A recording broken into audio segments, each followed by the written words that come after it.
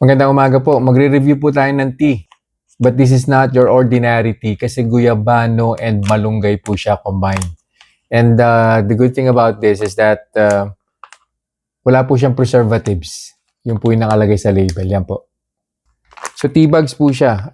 Rons po yung brand name po niya. Tea bag po ito. Total of 30 tea bags in one pack.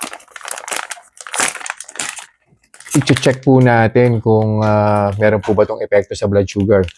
And bakit po ba ako naging interesado rito? Kasi meron po kasi akong anak na talagang kahit anong pilit ko, hindi po siya kumakain ng gulay and hindi rin po nagkakain ng prutas.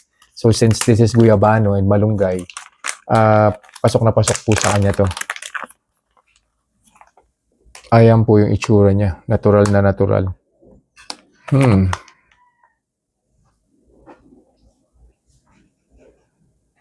Tagan lang po natin ng hot water.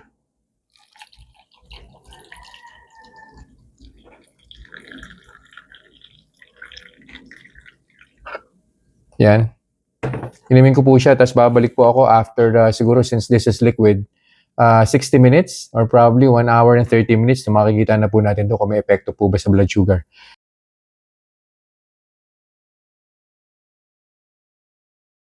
Conclusion na po tayo dun sa ininom kong guyabano malunggay tea.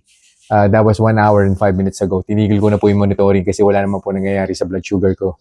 Nag-start po yung blood sugar ko at 101. First hour, 99.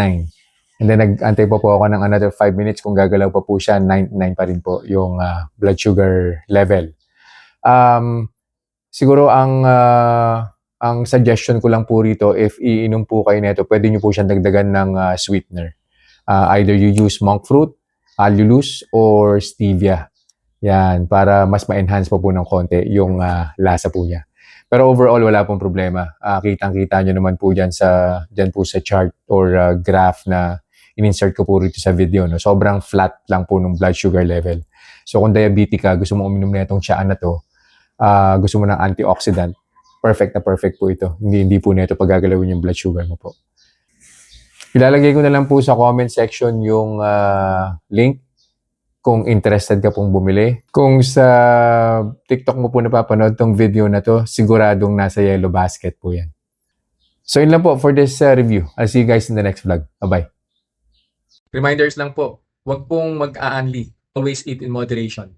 Di po ako doktor, so whenever in doubt, konsulta po kayo sa doktor ninyo. And yung results po ng mga review na ginagawa ko, it may vary.